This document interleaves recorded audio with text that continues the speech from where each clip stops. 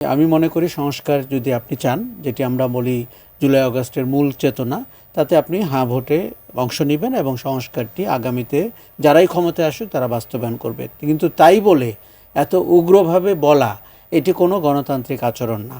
কারণ এই দেশের কোনো মানুষের তো না ভোট দেওয়ারও ইচ্ছা হতে পারে, অধিকার থাকতে পারে। আপনার মনে রাখতে হবে ভোট যখন তখন দুটি অপশনই থাকবে। ভিন্ন মত পথের রাজনীতি তো আছেই, কিন্তু আমরা সবাই চাই, এবং আমি মনে করি বড় দলগুলো বিএনপি, জামাত, এনসিপি সবাই আমরা মনে করি যে তাদের এজেন্ডাতে, ইশতেহারে সংস্কার অন্তর্ভুক্ত হতে হবে। এবং শুধু তাই না, তারা সরকার গঠন করার পরে যেন এই কাজগুলো তারা করেন, সেটির জন্য চাপ প্রয়োগ অব্যাহত রাখতে হবে। আপনি যদি পরিবর্তিত বদলে যাওয়া বাংলাদেশ চান, তাহলে আপনি হ্যাঁ ভোট দিবেন এবং সংস্কারকে সামনে এগিয়ে নেবেন। অসংখ্য ধন্যবাদ আপা। আপনার কাছে একটু জানতে চাইবো, কেন বারবার বলা হয় যে বিএনপি আসলে না ভোটের প্রচারণা করছে, বিএনপি হ্যাঁ ভোট আসলে চায় না, এটি কেন আসলে বারবার বলা হয়?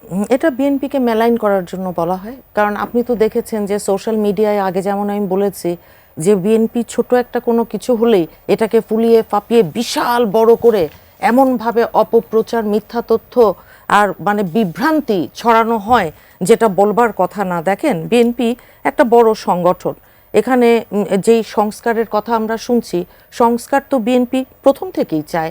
বিএনপি তো ভিশন 2030 আমাদের দেশনেত্রী দিয়েছিলেন এবং পরবর্তীতে আপনার মনে আছে 31 দফা নিয়ে আমরা কাজ করছি। কাজেই বিএনপি যেই সংস্কারগুলোর এখন বিষয়গুলো সামনে এসেছে, সেই কথা আমরা আরও 5-7 বছর আগের থেকেই বলে আসছি।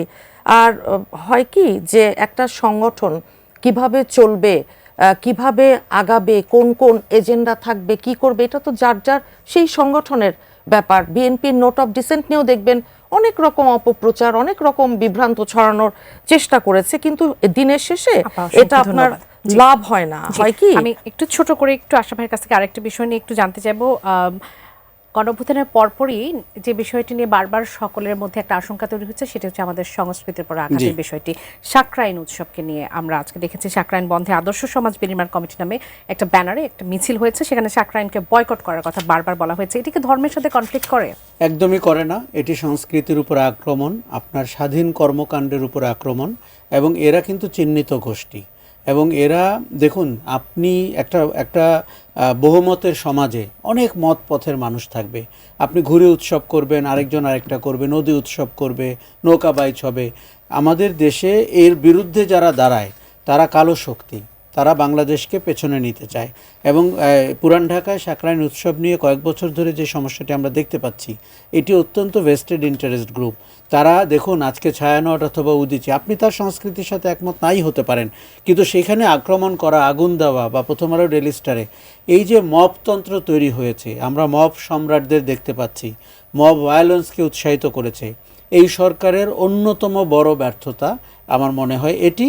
এবং যেই রাজনৈতিক শক্তি সংস্কৃতির উপরে আক্রমণকে প্রশ্রয় দিচ্ছে, তার ব্যাপারে আপনাকে সচেতন হতেই হবে।